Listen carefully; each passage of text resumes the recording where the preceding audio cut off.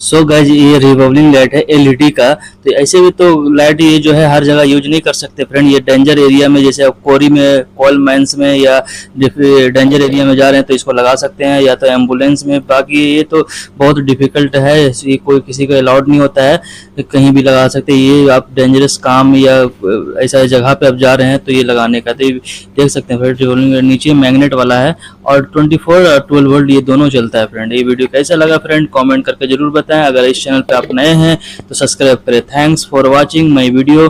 Take care.